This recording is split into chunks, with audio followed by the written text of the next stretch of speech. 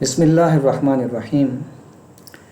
عہد رسالت میں خواتین کا معاشی کردار، اس موضوع پر آج ہم گفتگو کریں گے۔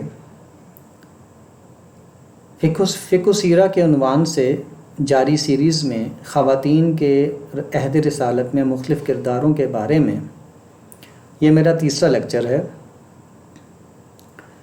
خواتین کا معاشی کردار عہد رسالت میں جاننے سے پہلے ہمیں یہ معلوم کرنا ہے کہ معاش کی ضرورت کیوں پیش آتی ہے، اور پھر مرد اور خواتین کن عوامل کے تحت اس معاشی عمل میں اپنا کردار ادا کرتے ہیں۔ معاش کی اہمیت ہماری جسمانی ضرورتوں کی وجہ سے ہے۔ ہماری جتنی بھی ضروریات جسمانی ہیں، جمالیاتی ہیں، نفسیاتی ہیں، ان سب کے لیے ہمیں وسائل کی ضرورت ہوتی ہے، اور اس وسائل کے لیے ہمارے پاس جو میسر ذرائع معیشت ہوتے ہیں ہم ان کو استعمال کرتے ہیں۔ یہ ذرائع معیشت مختلف دور میں مختلف رہے، اور اسی ذرائع معیشت کے مختلف ہونے کی وجہ سے مرد اور عورت کے جو کردار تھے وہ بھی مختلف ہوتے رہے۔ دوسری بات یہ کہ مختلف طبقات میں اپنی اپنی ضرورتوں کے لحاظ سے بھی مرد اور عورتوں کے معاشی کردار بھی مختلف رہے۔ تو یہ دو بنیادیں ہیں جس پر ہم آگے بڑھیں گے۔ پہلی بات یہ کہ ذرائع معاش وقت کے ساتھ ساتھ بدلتے رہے، اور اس سے عورت اور مرد کے معاشی کردار میں فرق آیا، یہ تاریخ سے ثابت ہے۔ سماجی جو میرا گزشتہ لیکچر تھا جس میں سماجی کردار زیر بحث آیا تھا، اس میں نے تفصیل سے یہ عرض کیا تھا کہ کس طرح سے ہنٹرز اور گیدررز کے دور سے لے کر دور جدید تک جو ذرائع معاش میں تبدیلی آئی، اس سے مرد اور عورت کا کردار تبدیل ہوا ہے۔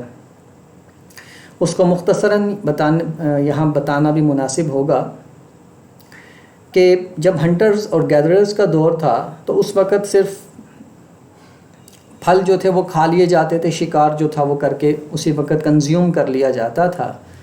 اس صورتحال میں مرد اور عورت تقریباً برابر تھے، اس لیے ان کا سماجی کردار بھی، ان کا سماجی مقام بھی تقریباً ایک جیسا تھا۔ مرد کو پھر ایک ایج حاصل تھا اس لحاظ سے کہ حفاظت وہ کرتا ہے، تحفظ کی خدمت وہ انجام دیتا ہے، اس لحاظ سے اس کے اوپر ایک ڈپینڈنسی عورت کی تھی۔ لیکن باقی ذرائع معاش حاصل کیسے کرنے ہیں، اس میں وہ تقریباً برابر تھے۔ اس کے بعد زراعت کا دور آیا تو تب بھی ان کا معاشی کردار کم نہ ہوا۔ معاش پیدا کرنے میں، معاش کو محفوظ کرنے میں ان کا کردار کم نہ ہوا۔ دونوں کھیتوں میں کام کرتے تھے، عورتیں بھی کھیتوں میں کام کرتی تھیں اور اس کے ساتھ ساتھ خوراک کو محفوظ بھی کرتی تھیں، تو ان کا بھی بہت بڑا کنٹریبیوشن تھا۔ جب اوزار بنائے گئے، کانسی کا زمانہ آیا، پھر لوہے کا زمانہ آیا، اور وہ اوزار بنائے گئے اور ان کے ذریعے سے، بیلوں کے ذریعے سے کام لینا شروع ہوا، تو یہاں پر پھر زراعتی دور میں عورت کا کردار، معاشی کردار کم ہوا، اور اسی سے اس کا سماجی کردار بھی کم ہوا، اور اسی سے پھر اس کا سماجی مقام بھی کم ہوا۔ پھر انڈسٹریل ایج آئی تو اس وقت بھی زیادہ تر مرد ہی جو تھے وہ انڈسٹریل مزدور تھے، لیکن یورپ جیسے بعض علاقوں میں اور پاکستان میں بھی، یعنی کہ پاکستان سے مراد یہ سب کانٹیننٹ بر صغیر جیسے علاقوں میں بھی جب انڈسٹری آئی تو مردوں کے ساتھ عورتوں نے بھی کام کیا۔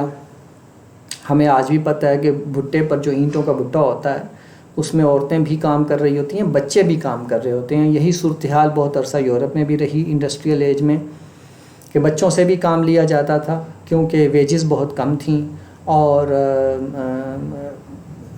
گزر اوقات ہوتی نہیں تھی ایک کمائی میں، تو پھر مردوں کے ساتھ ان کی عورتیں، پھر ان عورتوں کے ساتھ ان کے بچے بھی کام میں لگا دیے جاتے تھے۔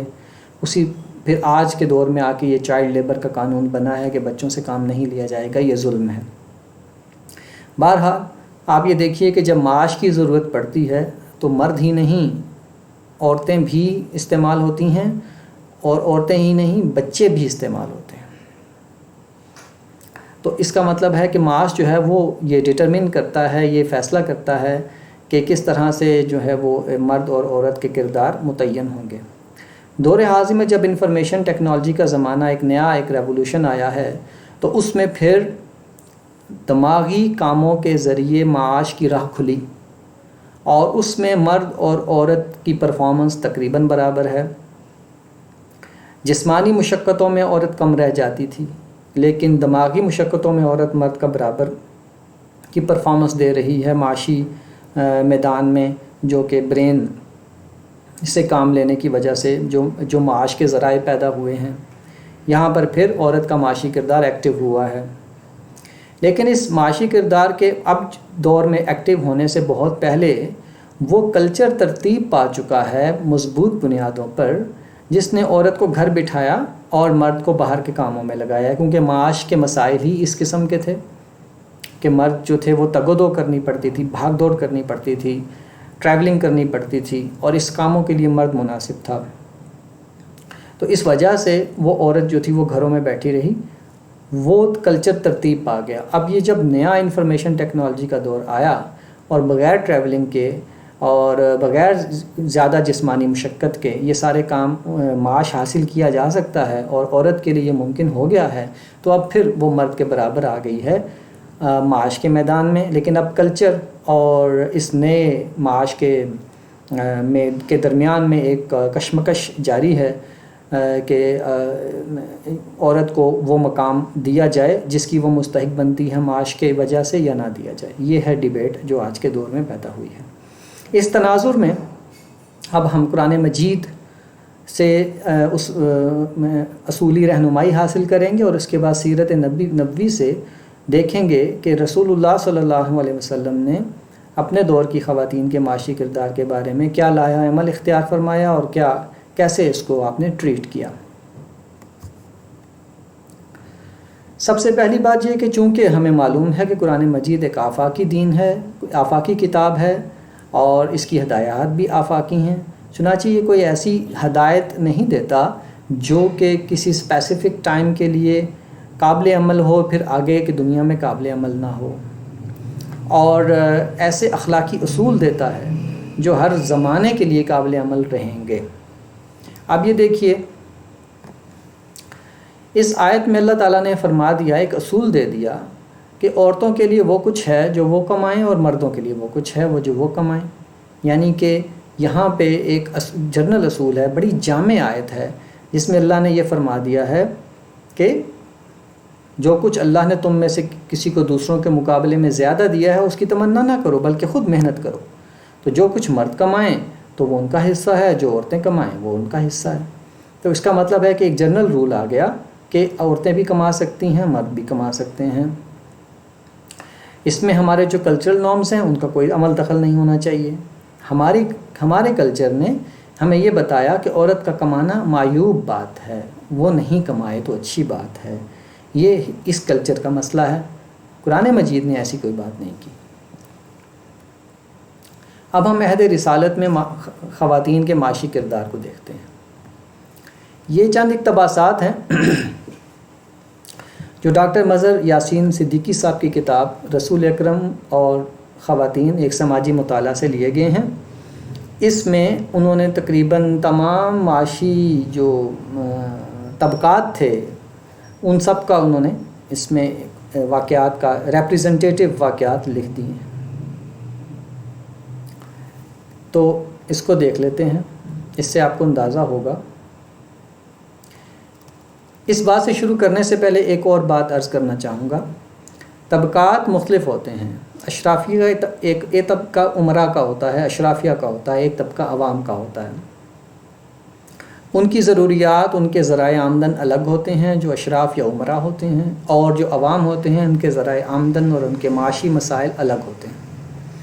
چنانچہ آپ تاریخ کے کسی بھی دور میں دیکھ لیں تو عمرا کے طبقے کا کلچر ایک ہی کلچر کے اندر، ایک ہی سماج کے اندر رہتے ہوئے عمرا کے طبقے کا کلچر اور عوام کا کلچر ہمیشہ مختلف رہا ہے۔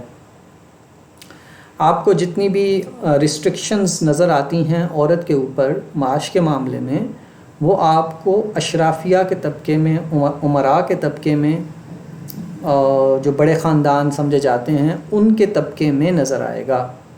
لیکن عوام نے کبھی بھی ان ریسٹرکشنز کو کبھی قبول نہیں کیا، وہ کر ہی نہیں سکتے تھے۔ چنانچہ عام آدمی کی عورت ہمیشہ ہر دور میں معاش میں شانہ بشانہ اس کے چلتی رہی ہے، شانہ بشانہ اگر نہ بھی ہو تو کافی حد تک وہ اس کے ساتھ ایکٹیو رہی ہے، اور بلکہ یہاں تک ہوا ہے کہ مرد اگر ایکٹیو نہیں ہے تو عورت ایکٹیو ہے۔ تو یہ ساری یہ چیزیں مد نظر رکھنی چاہیے۔ تو پھر ہم اس کو آگے چل کے دیکھتے ہیں۔ عہد نبوی میں بھی ہمیں یہی چیز نظر آتی ہے، بلکہ عہد نبوی میں ہمیں یہاں تک نظر آتا ہے کہ وہ خواتین جو ایلیٹ کلاس سے تعلق رکھتی تھیں، جو اشرافیہ سے تعلق رکھتی تھیں، جیسے حضرت ختیجہ اور قریش کی دیگر خواتین، وہ بھی تجارت کرتی تھیں، اور وہ خالی صرف گھر میں بیٹھی نہیں رہتی تھیں، بلکہ وہ تجارت کرتی تھیں اور مزاربت اور مشارکت کے ذریعے مردوں کو اپنے کاروبار میں وہ شریک کرتی تھیں اور منافع کماتی تھیں۔ تو یہاں سے وہ شروع کرتے ہیں یہ بات ڈاکٹر مظہر صاحب کہ آج کے مسلم معاشروں میں عورت کے کسب معاش کی مساعی کو بنظر استحسان نہیں دیکھا جاتا، اچھی نظر سے نہیں دیکھا جاتا، بالخصوص روایتی دینی حلقوں میں۔ اس کی کوئی بنیاد اسلام میں نہیں ہے، یہ ہمارے کلچر کا مسئلہ ہے۔ ان کے کسب معاش کے حق یا خرید و فروخت، یعنی خواتین کے خرید و فروخت و دستکاری کے بارے میں وہ یہ کہتے ہیں کہ چونکہ عورت یہ دلیل بنائی جاتی ہے کہ چونکہ عورت کے اوپر کمائی کی ذمہ داری خدا نے نہیں ڈالی تو وہ کمائے بھی نہ، جبکہ یہ بات غلط ہے۔ رسول اللہ صلی اللہ علیہ وسلم کے زمانے میں خواتین کو پورا موقع دیا گیا کہ وہ کمائیں۔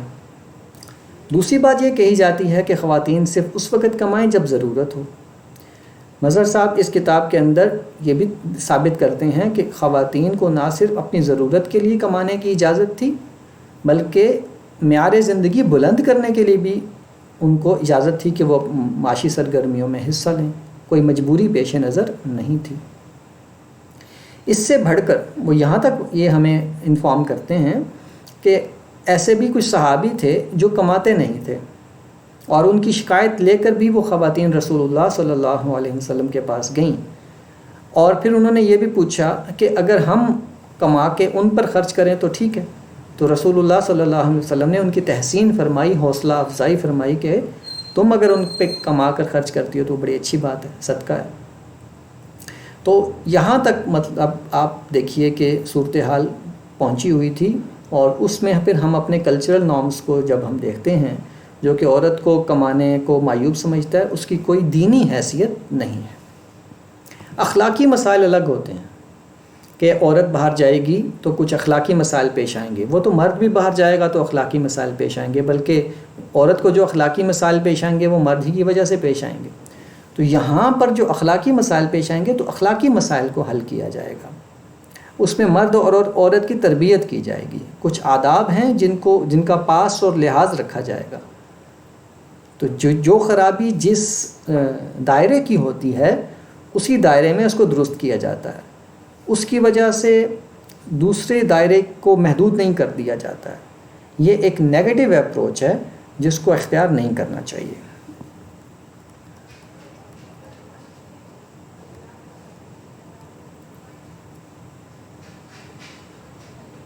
جی، تو یہاں پر چند چیزیں ہیں۔ پہلی بات، حضرت ختیجہ کے بارے میں سب جانتے ہیں کہ وہ تجارت کرتی تھیں، لیکن رسول اللہ صلی اللہ علیہ وسلم کی رسالت کے بعد بھی وہ تجارت کرتی رہیں، اور رسول اکرم اس میں شریک بھی رہے۔ ان کی بہن حضرت حالہ جو تھیں، حضرت ختیجہ کی بہن، وہ چمڑے کی کھال کی تجارت کیا کرتی تھیں۔ کچھ خواتین جو تھیں وہ عطر فروش تھیں، یعنی عطر بیچا کرتی تھیں اور گھر گھر جا کے عطر بیچا کرتی تھیں۔ اس میں ابو جہل کی سوتیلی ماں بھی شامل تھی۔ اس کے علاوہ حضرت حولہ تھیں، وہ بھی عطارہ کے نام سے مشہور تھیں، اور رسول اللہ صلی اللہ علیہ وسلم کے پاس کے گھر میں آتی تھیں۔ جب وہ کہیں آ کر چلی جاتی تھی تو ان کی خوشبو سے پہچان لیتے تھے حضور کہ وہ عطارہ آئی ہوں گی۔ ان کے ساتھ خوشبوؤں کا وہ پورا ایک جو چیزیں ہوتی تھیں اس سے وہ پہچان لیتے تھے کہ عطارہ آئی ہوں گی۔ اسی طریقے سے ایک خاتون تھیں قیلہ انماریہ، انہوں نے رسول اللہ صلی اللہ علیہ وسلم سے یہ پوچھا کہ میں مول تول کرتی ہوں حج کے موقع پر، حضور سے پوچھا کہ میں مول تول کرتی ہوں، جتنی قیمت پہ بیچنا ہوتا ہے اس سے زیادہ قیمت بتاتی ہوں، پھر قیمت وہاں آ جاتی ہے جہاں پہ میں نے بیچنا ہوتا ہے، اور جب خریدتی ہوں تو کم قیمت بتاتی ہوں جتنے پہ میں نے خریدنا ہوتا ہے، اور پھر مول تول کر کے ایک قیمت طے ہو جاتی ہے، تو کیا یہ ٹھیک ہے؟ تو حضور نے فرمایا ہاں ٹھیک ہے۔ حضور نے فرمایا، اسے منع فرمایا، حضور نے اسے منع فرمایا کہ یہ کام نہ کرو۔ مول تول ایک مجبوری ہے تجارت کی، لیکن اگر یہ کام نہ کیا جائے، آپ کو پتہ ہے کہ جو زیادہ اچھی سٹینڈرڈ جو کمپنیز ہوتی ہیں، برانڈز ہوتے ہیں، وہاں مول تول کا سلسلہ ہی ختم کر دیا جاتا ہے۔ تو ایک سردردی ہے مول تول کرنا، جو کہ اگر اعتماد کی فضا پیدا کر دی جائے تو وہ ختم ہو جائے تو وہ اچھی تجارت کا سبب بنتی ہے۔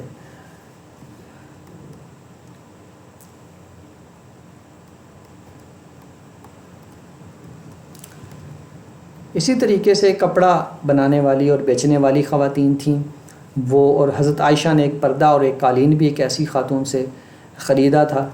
اسی طریقے سے دستکار خواتین تھیں، وہ گھر میں بیٹھ کے چیزیں بناتی تھیں، کپڑے بنتی تھیں یا وہ دھاگا کاتتی تھیں، اور حضور کی زوجہ بھی تھیں حضرت زینب، وہ یہ کام کیا کرتی تھیں۔ یہ اگر حضرت زینب بنت ثقفی حضرت عبداللہ بن مسعود کی زوجہ تھیں، اور وہ بھی کماتی تھیں اپنے ہاتھ کی کمائی سے، اور اپنے شوہر پر بھی خرچ کرتی تھیں، اپنے بچوں پر بھی خرچ کرتی تھیں۔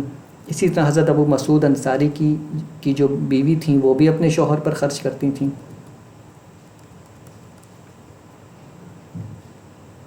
عبداللہ بن مسعود کا مسئلہ یہ تھا کہ وہ علم اور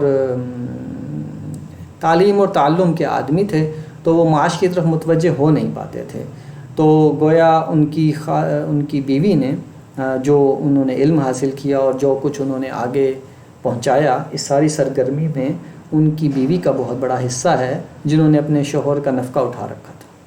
تو یہ بھی ایک آپ دیکھ سکتے ہیں کہ ایسا بھی ہوتا ہے۔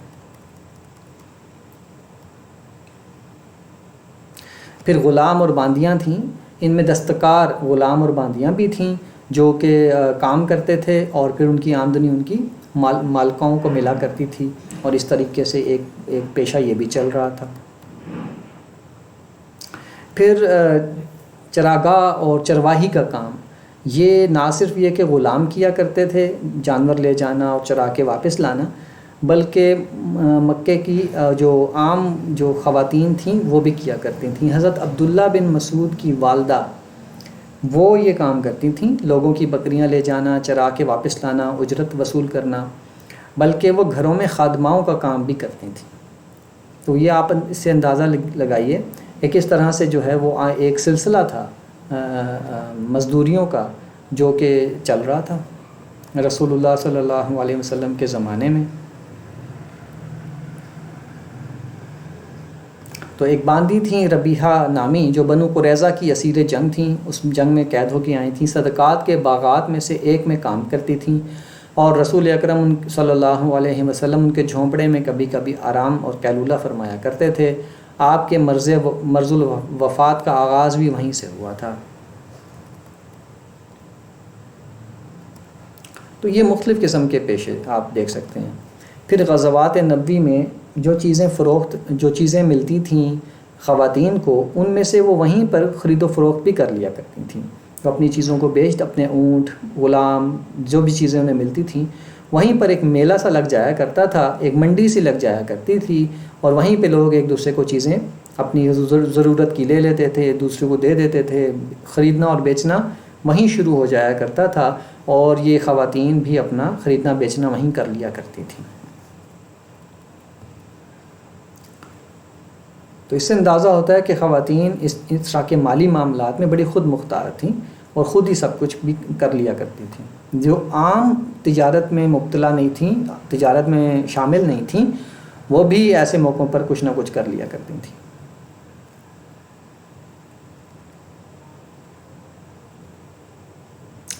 پھر طب اور جراحت کا جو پیشہ تھا، اس میں خواتین جو تھیں وہ کافی انوالو تھیں، رسول اللہ صلی اللہ علیہ وسلم نے ایک خاتون تھیں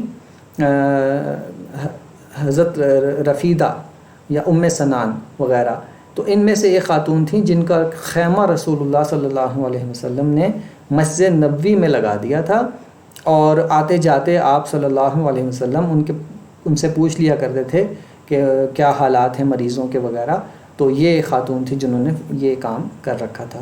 اس کے علاوہ بھی خواتین تھیں جنہوں نے مستقل طور پر اس طب اور جراحت کے پیشے کو بطور پروفیشن اپنایا ہوا تھا اور لوگوں کے علاج کیا کرتی تھیں۔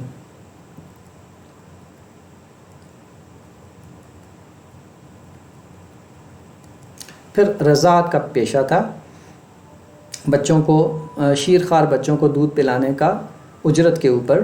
اس کو ہمارے دور میں کچھ اتنا اچھا نہیں سمجھا جاتا جیسے انہوں نے بھی لکھا ہے، لیکن یہ طبقہ بڑا معزز طبقہ سمجھا جاتا تھا عرب کے اندر۔ اس کو ایک عزت دار پیشہ سمجھا جاتا تھا۔ جو اشراف کی خواتین تھیں وہ بچوں کو دودھ پلانا ان کے ہاں ایک رواج نہیں تھا کہ وہ اپنے بچوں کو خود دودھ پلائیں، اس لیے وہ یہ جو تھیں یہ ان خواتین کو ہائر کر لیا کرتی تھیں کہ وہ ان کے بچوں کو دودھ پلائیں، اور یہ اجرت پہ پلاتے تھے، اور پھر ان کو عزت بھی ملتی تھی، ماں کا درجہ مل جاتا تھا بچے کی۔ اور رسول اللہ صلی اللہ علیہ وسلم کی کئی رضائی مائیں تھیں جن کے ساتھ آپ حسن سلوک کرتے رہے اپنی ان کی زندگی کے آخر تک۔ حضرت ماریہ کے ہاں جب حضرت ابراہیم رضی اللہ تعالیٰ عنہ کی پیدائش ہوئی حضور کے بیٹے، تو اس کے ساتھ ہی آپ نے حکم دیا تھا کہ دودھ پلانے والیوں کا انتظام کیا جائے۔ تو اس کا مطلب یہ ہے کہ یہ ایک عام بات تھی کہ جو تھیں وہ خواتین جو تھیں وہ اس طرح سے ان کو لے کر تو یہ کام کیا جاتا تھا۔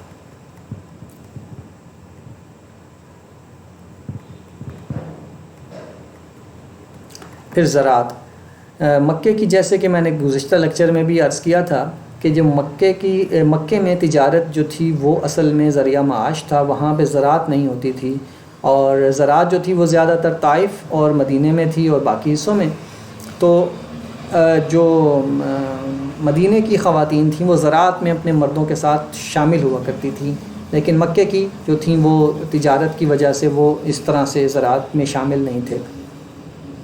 لیکن مکے کے لوگوں کی جو زرعی زمینیں تھیں وہ طائف وغیرہ میں ہوا کرتی تھیں، اور وہاں سے ان کو آمدن ہوا کرتی تھی۔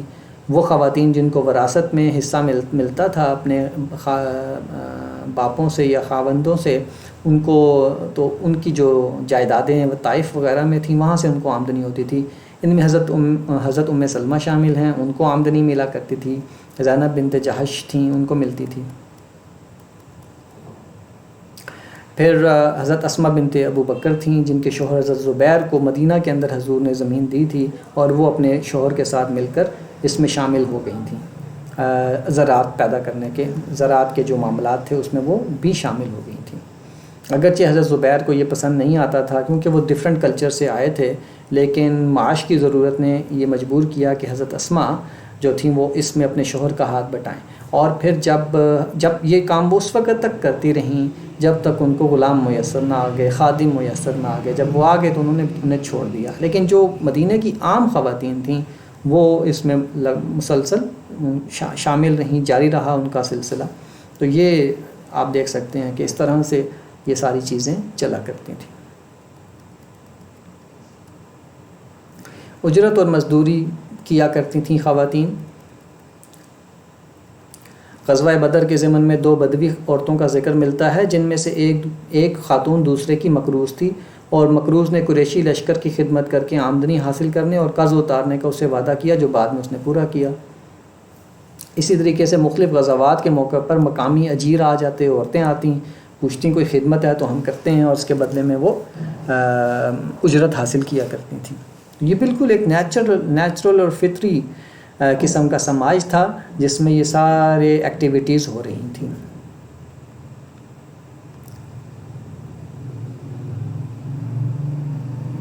یہ حضرت حاطب بن بلتع کا جو قصہ ہے جس میں انہوں نے ایک خط اکابر قریش کو لکھ دیا تھا،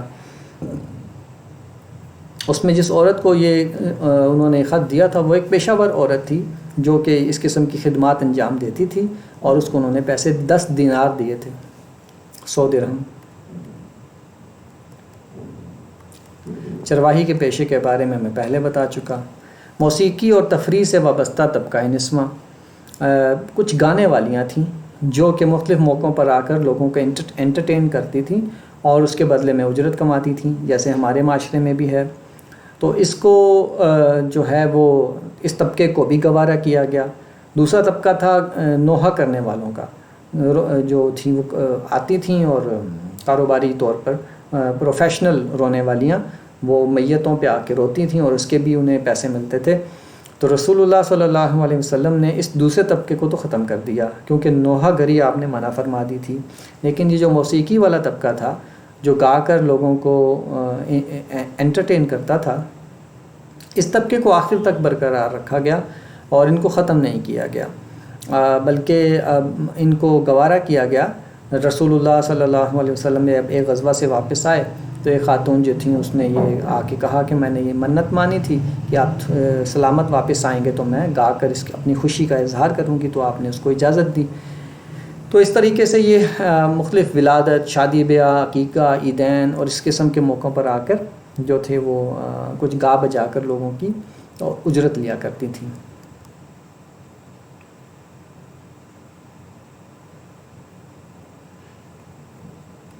بلکہ یہاں تک لکھتے ہیں کہ غزوہ بدر و احد میں قریشی افواج کے ساتھ گانے بجانے والیوں کے ساتھ آنے کا ذکر ملتا ہے۔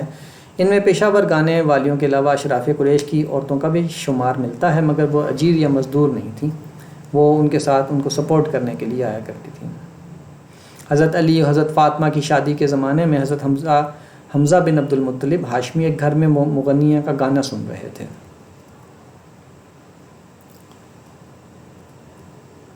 اور اس کے علاوہ جو ہیں وہ قصے تو آپ کو پتہ ہی ہوں گے سارے۔ تو یہ طبقات تھے جو کہ چل رہے تھے۔ اس کے علاوہ بھی کچھ اور طبقات تھے، وہ آپ دیکھیے۔ مشاطہ یعنی کہ بیوٹیشن بھی تھی، جو کہ کنگھی وغیرہ کرنا، زیب و زینت کرنا خواتین کے، ان کاموں کے لیے وہ آتی تھیں اور اس کو بھی اجرت ملتی تھی انہیں۔ تو حضرت ختیجہ کی بھی تھیں ایک مشاطہ تھیں۔ قابلہ تھیں یعنی دائی یعنی مڈ وائف، جو کہ لوگوں کی جو ہے وہ بچے پیدا کرنے میں ان کی مدد کرتی تھیں اور اس کے بدلے میں وہ انہیں اجرت ملا کرتی تھی۔ پھر صرف دیکھ بھال کرنے کے لیے بھی خواتین تھیں، وہ دیکھ بھال کرتی تھیں اور اس کے بدلے میں انہیں اجرت ملا کرتی تھی۔ تو یہ آپ دیکھیے کس طرح سے۔ پھر سرکاری نوکری، یہ ایک اچھا عنوان انہوں نے باندھا ہے، جس میں انہوں نے بتایا ہے کہ رسول اللہ صلی اللہ علیہ وسلم نے جراحوں، طبیبوں اور بعض دوسری ماہرات فن خواتین سے کام لے کر رسول اکرم نے ایک گنجائش نکالی کہ ان سے بھی کام لیا جا سکتا ہے غزوات وغیرہ کے موقع پر۔ جیسے ایک خاتون کا خیمہ آپ نے مسجد نبوی میں لگا دیا تھا۔ اسی طریقے سے بازار کے افسر کی حیثیت سے رسول اکرم نے ایک خاتون کا تقرر کیا تھا، حضرت شفا ان کا نام تھا، اور انہوں نے یہ لکھا بھی ہوا ہے۔ تو انہوں نے ان کو بازار کا افسر مقرر فرمایا تھا حضور صلی اللہ علیہ وسلم نے۔ تو یہ ساری چیزیں بتاتی ہیں کہ ایک ہمہ جہت قسم کی معاشی ایکٹیویٹی تھی جو رسول اکرم صلی اللہ علیہ وسلم کے سامنے جاری تھی، اور آپ نے اس میں سے کسی کام سے انہیں، جو جائز کام تھے، کسی بھی کام سے انہیں منع نہیں فرمایا۔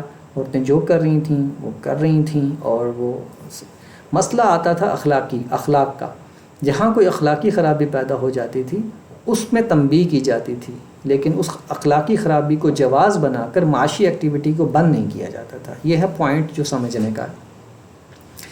اسلام کے اندر دفاعی نفسیات نہیں ہیں۔ اس کو آپ اس میں نقطہ نظر سے سمجھیے کہ جب مدینے میں منافقوں نے خواتین کے اوپر ان کو اسکینڈلائز کرنے کی ایک پوری مہم چلا رکھی تھی، اس وقت رسول اللہ صلی اللہ علیہ وسلم کے ذریعے سے اللہ تعالیٰ نے مسلمانوں کو حکم دیا کہ جب آپ کی خواتین باہر جائیں تو ایک چادر لے کے نکلیں تاکہ وہ پہچانی جائیں کہ یہ معزز خواتین ہیں، اور پھر وہ خاندانوں سے تعلق رکھنے والی ہیں، ان کو چھیڑا نہیں جائے گا، اگر ان کو چھیڑا گیا تو نتائج بھگتنا ہوں گے۔ اس کے بعد فرمایا کہ اگر یہ پھر بھی باز نہ آئے تو پھر ہم آپ کو ان کے پیچھے لگا دیں گے اور پھر یہ مدینے میں رہ نہیں پائیں گے۔ تو یہاں پر آپ یہ دیکھیے کہ باہر مہم چلی ہوئی ہے خواتین کو چھیڑ چھاڑ کی، ان کو تنگ کرنے کی، تو اس کے بدلے میں جو ہے وہ یہ نہیں کیا گیا کہ خواتین کو کہا جاتا کہ آپ گھر بیٹھ جاؤ، ہم جب تک یہ مسئلہ حل نہیں ہوتا اور وغیرہ وغیرہ، لیکن نہیں، کہا گیا کہ خواتین باہر نکلیں، اور چونکہ وہ یہ عذر پیش کرتے تھے کہ ہمیں پتہ نہیں لگتا کہ کون سی عورت جو ہے وہ لونڈی ہے، کون سی جو ہے وہ لیڈی ہے، عام جو ہے وہ معزز خاندان کی عورت ہے، تو اس کے قطع عذر کے لیے ایک چادر لے لو تاکہ پتہ چلے کہ یہ معزز خاندان کی ہے، لیکن خاتون کو ڈر کے گھر نہیں بٹھا دیا گیا۔ تو جہاں پر ہاں یہ الگ بات ہے کہ مثال کے طور پر حالات کچھ ایسے خراب ہو جائیں کہ قانون معطل ہو جائے، اس صورت میں جب آپ بے بس ہو جائیں تو پھر ظاہر ہے کہ بے بسی کی جو قوانین اور رسول ہیں وہ الگ ہیں، لیکن اگر آپ بے بس نہیں ہیں تو اور قانون طاقتور ہے، آپ کچھ کر سکتے ہیں، تو پھر اس صورت میں جو مجرم ہے، جو شرارتی ہے، اس کو روکا جائے گا، اس کو دبایا جائے گا، مگر اس کی وجہ سے پازیٹیو چیز کو نہیں ختم کیا جائے گا، عورت کو نہیں روکا جائے گا۔ دوسری ایک مثال لے لیجئے کہ ایک خاتون تھیں، حضرت ترمذی شریف کی روایت ہے، فجر کی نماز کے لیے وہ آئیں اور ان کا ریپ ہو گیا، ایک مرد نے ان کا ریپ کر دیا اور بھاگ گیا، عورت نے شور ڈالا، اس کو پکڑ کے لائے حضور کے دربار عدالت میں پیش کیا گیا، اس کو سزا ہو گئی۔ سزا جو تھی وہ غلط آدمی کو ہوگی، عورت نے غلط مرد کو پر الزام لگا دیا کیونکہ اندھیرا تھا، اسے پتہ نہیں چلا۔ جب سزا کے لیے اس آدمی کو لے جا رہے تھے تو ایک آدمی اٹھا اور اس نے کہا کہ نہیں، یہ وہ مجرم نہیں ہے، میں مجرم ہوں، چنانچہ پھر اس کو چھوڑ کے اس کو سزا دی گئی۔ خیر، اس قصے سے نکلا یہ کہ اس حادثے کے بعد بھی خواتین کے لیے رسول اللہ صلی اللہ علیہ وسلم کی طرف سے ایسی کوئی ہدایت جاری نہیں ہوئی کہ نمازوں کے لیے وہ مسجد میں نہ آیا کرے کیونکہ اس قسم کے حادثے پیش آ رہے ہیں، یا وہ کم از کم رات کی نمازوں کے لیے نہ آیا کریں، ایسا نہیں کہا گیا، بلکہ مجرم ہی کو پکڑ کے عبرتناک سزا دے دی گئی۔ تو اس کا مطلب یہ ہے کہ کسی کی نیگیٹو منفی اقدامات کی وجہ سے کسی کے مثبت چیزوں کو نہیں روکا جاتا، بلکہ منفی ہی کو روکا جاتا ہے۔ ہاں، اگر آپ بے بس ہیں، باہر کوئی ایسے بدمعاش لوگ ہیں، آپ کا بس نہیں چلتا ہے، تو وہ ایک مجبوری کی مسئلہ ہے، اس میں پھر آپ ظاہر ہے دفاع پہ مجبور ہو جاتے ہیں۔ لیکن جب آپ دفاع پہ مجبور نہیں ہیں تو پھر آپ خواہ دفاعی نفسیات اختیار نہیں کریں گے اور جو مسئلہ ہے اس کو حل کریں گے۔ دوسری بات یہ ہے کہ اخلاقیات کی تربیت کرنی چاہیے مرد اور عورت کی، انہیں بتانا چاہیے کہ مرد اور عورت جب آمنے سامنے ہوتے ہیں تو پھر اختلاط کے کیا آداب ہیں۔ اس میں سے ایک ادب یہ ہے کہ وہ تنہائی میں نہ بیٹھیں، دوسرا ادب یہ ہے کہ اپنی نگاہوں کو نیچا رکھیں اور اپنے اندیشے کی جگہوں کی حفاظت کریں، اور خواتین نے زیب و زینت کی ہو تو پھر وہ اس کو چھپائیں، مگر اس میں سے جو ظاہر رہتا ہے وہ بھی ظاہر رہ سکتا ہے۔ اور اگر انہوں نے زیب و زینت نہیں کی، جیسے کہ عام طور پر ہماری خواتین جب باہر جاتی ہیں، بلکہ پوری دنیا کی خواتین جب پروفیشنلی باہر جاتی ہیں تو بہت زیب و زینت نہیں کرتی، اور جو زیب و زینت انہوں نے معمولی سی کی ہوتی ہے جیسے چہرے وغیرہ پر، تو وہ چونکہ الا ما ظہر میں ویسے ہی آ جاتا ہے، تو اس حساب سے وہ اس کو بھی کوئی اتنی زیادہ چھپانے کی ضرورت نہیں۔ تو اس کا مطلب یہ ہو گیا کہ ہمیں جو ہے وہ آداب کا لحاظ رکھتے ہوئے، مرد و عورت کی خواتین کے آداب کا لحاظ رکھتے ہوئے انہیں ہر قسم کی پازیٹیو ایکٹیویٹیز کی اجازت دینی چاہیے۔ رسول اللہ صلی اللہ علیہ وسلم کے اسوہ سے، ہمیں سیرت سے ہمیں یہی کچھ معلوم ہو رہا ہے، اور اس میں ہمارے کلچر میں جو اصلاح طلب چیزیں ہیں ان کی اصلاح کرنی چاہیے جہاں تک ہم سے ہو سکے۔ اس کے ساتھ ہی اس لیکچر کا اختتام کرتا ہوں اور دعا کرتا ہوں کہ جو کچھ اس میں کہا گیا، اس میں جو اچھی باتیں ہیں وہ اللہ تعالیٰ قبول کرے، ہمیں اس پر عمل کرنے کی توفیق دے۔ اگر کچھ غلط ہے تو اللہ تعالیٰ اس میں ہمیں درست فہم عطا فرمائے۔ تو اس کے ساتھ ہی اختتام کرتا ہوں، شکریہ۔